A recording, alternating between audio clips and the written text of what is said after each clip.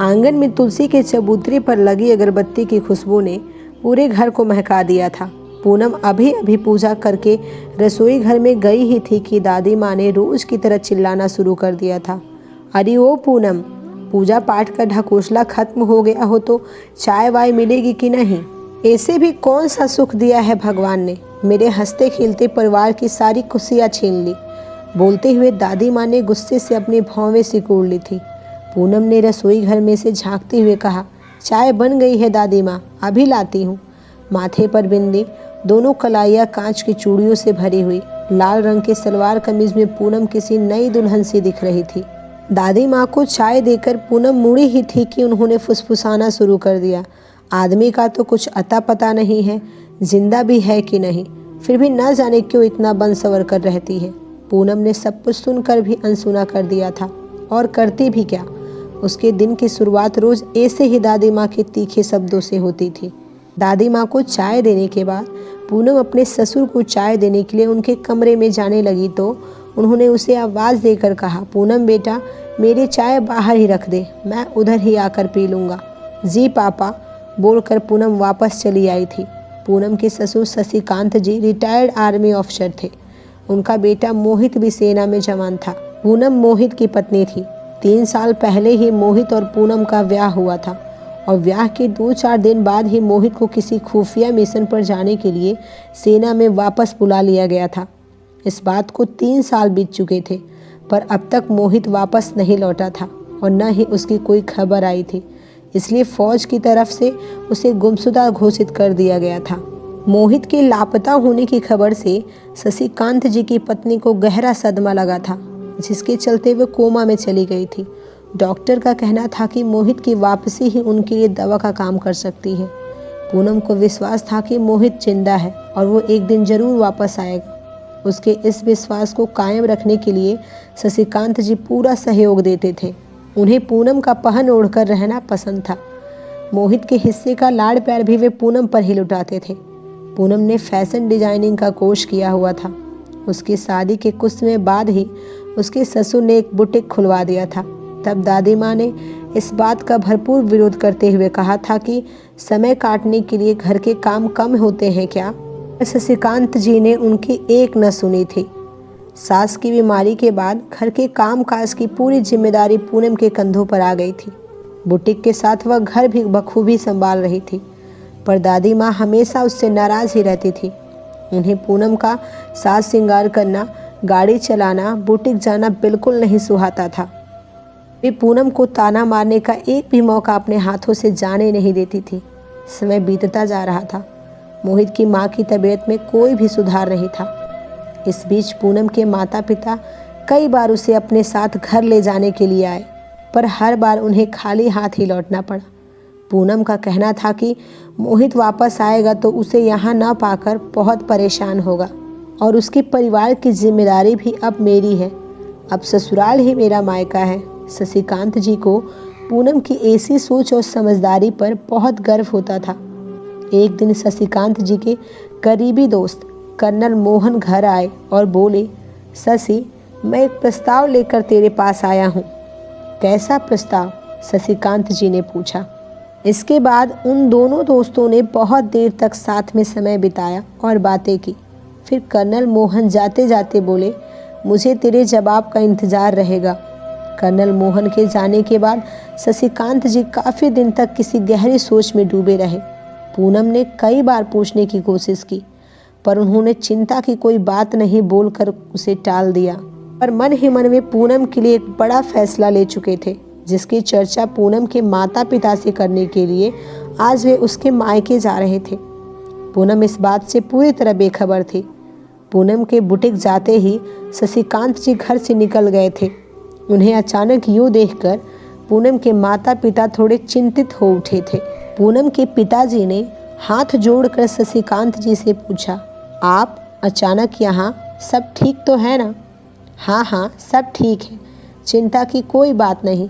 शशिकांत जी बोले, मैंने पूनम के लिए एक फैसला लिया है जिसमें आप दोनों की राय लेना जरूरी था। यह सुनकर पूनम के माता पिता एक दूसरे की तरफ हैरानी से देखने लगे। पूनम की माँ ने बड़े ही उतावलेपन से पूछा, कैसा फैसला भाई साहब? शशिकांत जी ने कहा, पूनम के दूसरे ब्याह का फैसला। यह आप क्या कह रहे हैं? यह कैसे मुमकिन है? पूनम के पिता ने हैरानी से बोला। शशिकांत जी बोले, क्यों मुमकिन नहीं है? मोहित की वापसी अब एक सपने जैसी है। 4 दिन की शादी को निभाने के लिए पूनम अपनी पूरी जिंदगी अकेलेपन के हवाले कर दे, ऐसा मैं नहीं होने दे सकता। उस बच्ची के विश्वास पर अपने यकीन की मोहर अब और नहीं लगा सकता। बिना किसी दोस्त के वह एक अधूरेपन की सज़ा क्यों काटेगी? पर भाई साहब, पूनम की मां ने बीच में बोलना चाहा तो शशिकांत जी ने उन्हें रोकते हुए कहा, माफ़ कीजिएगा पर मेरी बात अभी पूरी नहीं हुई है। इतना कहकर वे आगे बोले, मैं अपने बेटे के मुंह में पूनम के भविष्य की बलि नहीं चढ़ने दूंगा। आज मेरी जगह मोहित भी होता तो पूनम के लिए इस तरह की अधूरी जिंदगी उसे कभी स्वीकार नहीं होती। आप दोनों ने उसे जन्म दिया है। उसकी ज़िंदगी का इतना बड़ा फैसला लेने के पहले आपको इसकी सूचना देना मेरा फ़र्ज़ था, इसलिए चला आया, वरना पूनम का कन्यादान करने का फ़ैसला मैं ले चुका हूँ। अब आज्ञा चाहता हूँ। शशिकांत जी के जाने के बाद पूनम के माता पिता बहुत देर तक सोचते रहे कि वे अपनी बेटी के भविष्य के बारे में इतनी गहराई से नहीं सोच पाए। पर शशिकांत जी जैसे लोग बहू को बेटी की जगह रहकर अपनी सोच का लेवल कितना ऊपर उठाए हुए हैं। पूनम के दूसरे ब्याह के बारे में सोचते समय मोहित का चेहरा न जाने कितनी बार उनकी आंखों के सामने घुमा होगा। पूनम के मायके से लौटने के बाद शशिकांत जी अपने कमरे से बाहर नहीं आए थे। पूनम शाम की चाय लेकर उनके कमरे में ही चली गई थी।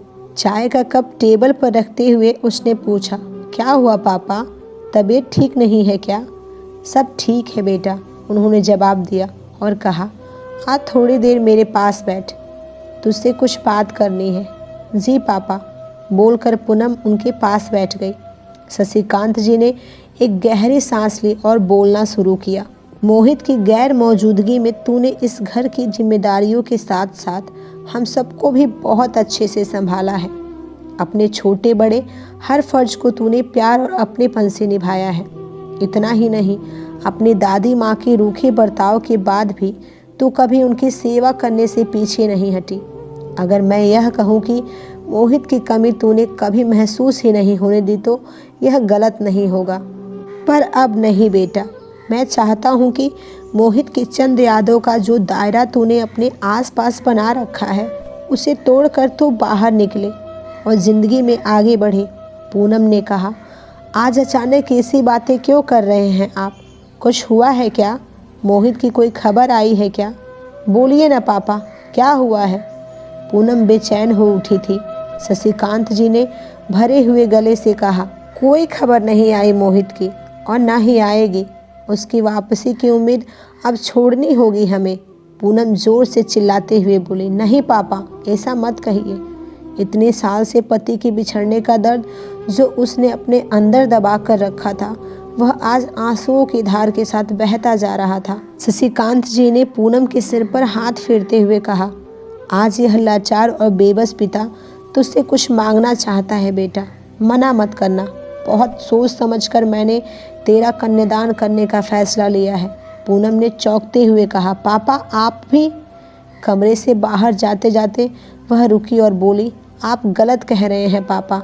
अगर मोहित की कमी मैं पूरा कर पाती तो मम्मी आज अस्पताल में कोमा में ना होती, दादी माँ को मुझसे इतनी नफरत ना होती और आज आप मुझे इस घर से विदा करने की बात नहीं करते। ऐसा बोलकर वह तेजी से कमरे से बाहर निकल गई। पूनम के जाने के बाद शशिकांत जी सोच में पड़ गए थे कि आप भी से पूनम का क्या मतलब था। इस बात को 8 दिन बीत चुके थे। शशिकांत जी अपने फैसले पर अटल थे। उनके इस फैसले से दादी माँ बहुत नाराज़ थी और दादी माँ ने उनसे बात करना बंद कर दिया था, पर उन्होंने हार नहीं मानी थी। शशिकांत जी एक बार फिर पूनम को समझाने की उम्मीद से उसके बुटीक पहुंच गए थे। उन्हें देखते ही पूनम ने कहा, अरे पापा आप यहाँ कैसे? कुछ नहीं बेटा, शाम की सैर के लिए निकला था। शशिकांत जी बोले, सोचा तुझे देख लेता हूँ, तेरा काम खत्म हो गया होगा तो साथ में घर चलेंगे। पूनम ने कहा, पापा मुझे थोड़ा समय और लगेगा। ठीक है, शशिकांत जी बोले, मैं बाहर तेरा इंतज़ार करता हूँ, आ जाना। थोड़ी देर बाद बुटीक बंद करके पूनम अपनी कार लेकर बाहर आ गई। शशिकांत जी ने उससे कहा, आज मैं गाड़ी चलाता हूँ। कार चलाते हुए शशिकांत जी ने फिर अपनी बात शुरू की और पूनम से कहा, तूने मेरी बात का कोई जवाब नहीं दिया बेटा, और उस दिन तूने आप भी ऐसा क्यों कहा था? पूनम ने कहा, मोहित ने मिशन पर जाने से पहले मुझे कसम दी थी कि अगर वह वापस नहीं लौटा तो मैं उसके इंतज़ार में अपनी पूरी ज़िंदगी नहीं निकालूंगी और एक नई शुरुआत करूंगी। उस दिन आपने भी वही बात कह दी। आप ही की तरह शायद वह भी मुझे अपने से दूर करना चाहता था। शशिकांत जी को इस बात की बहुत खुशी हो रही थी कि मोहित के बारे में उनकी सोच गलत नहीं थी। वह भी पूनम के लिए इस तरह की अधूरी ज़िंदगी नहीं चाहता था। शशिकांत जी अपने फैसले पर अब और ज़्यादा मजबूत हो गए थे।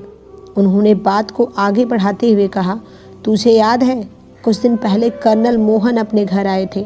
वे अपने बेटे गौरव के लिए तेरा हाथ मांगने आए थे। गौरव की पहली पत्नी की शादी के 4 महीने बाद ही देहांत हो गया था। वह अमेरिका में बहुत बड़ी कंपनी में काम करता है।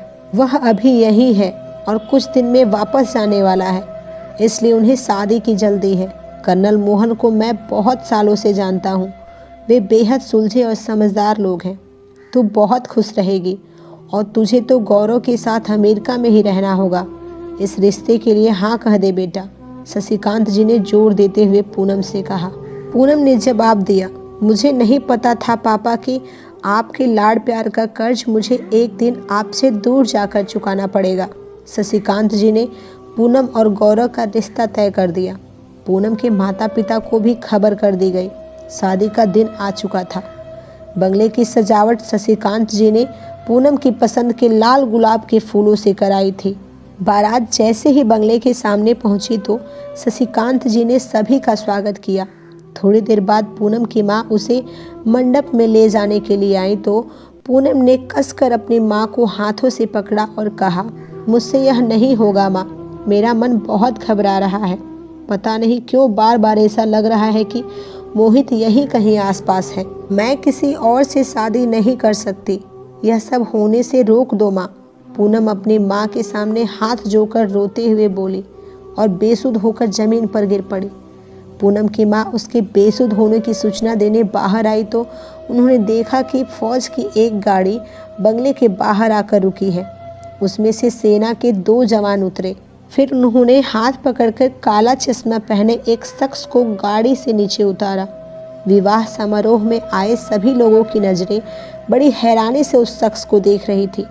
उसे देखते ही शशिकांत जी की आंखों से आंसुओं का सैलाब उमड़ पड़ा। मोहित, मेरे बेटे, तूने बहुत इंतजार कराया। बोलते हुए शशिकांत जी ने उसे अपने सीने से लगाकर बेटे की वापसी की तड़प को शांत कर दिया। पूनम की माँ खुशी से भागते हुए अंदर गई और उन्होंने पूनम के ऊपर पानी के छींटे मारे। फिर जोर से उसे झकझोर कर बोली, उठ बेटा, बाहर जाकर देख, तेरे विश्वास ने आज तेरे सुहाग की वापसी कर ही दी। पूनम सभी मर्यादाओं को लांघकर गिरते पड़ते भागते हुए बाहर गई और मोहित से जा लिपटी। वह फूट फूट कर रोते हुए बोली, आखिर आपने मेरे विश्वास की लाज रख ही ली मोहित। शोरगुल की आवाज़ से दादी माँ भी बाहर आ गई थी और मोहित को देखकर अपने आंसुओं के बहाव को रोक नहीं पाई थी। मोहित ने पूनम से कहा, मेरी वापसी एक अधूरेपन के साथ हुई है पूनम। लड़ाई में मैं अपनी दोनों आंखें गंवा चुका हूँ, जिससे अब खुद हर समय सहारे की जरूरत पड़ेगी। वह तुम्हारा सहारा क्या बनेगा? पूनम ने चिल्लाते हुए कहा, यह कैसे बात कर रहे हैं आप? हम पूरी जिंदगी के साथी हैं। हमें एक दूसरे के सहारे और हमदर्दी की नहीं बल्कि साथ की ज़रूरत है। इतना कहकर पूनम ने अपना हाथ मोहित के आगे बढ़ाया और कहा, आप देंगे ना मेरा साथ? गौरव इतनी देर से दूर खड़ा होकर सब देख रहा था। उसने मोहित का हाथ पकड़कर अपने हाथों से पूनम के हाथों में दे दिया। पूनम कर्नल मोहन के पास गई और हाथ जोड़कर बोली, मुझे माफ़ कर दीजिए अंकल। इस घर और मोहित को छोड़कर मैं कहीं नहीं जा सकती। कर्नल मोहन ने पूनम के सिर पर हाथ रखकर अपना आशीर्वाद दे दिया। तो दोस्तों यह थी हमारी आज की कहानी। आपका क्या कहना है इस कहानी के बारे में कमेंट करके ज़रूर बताएं। वीडियो को लाइक करके चैनल को सब्सक्राइब कर लीजिए, साथ में घंटी को दबाकर ऑल पर सेट कर लीजिए ताकि आने वाली वीडियोज़ आपको तुरंत मिले। मिलते हैं एक और नए वीडियो में, तब तक के लिए धन्यवाद।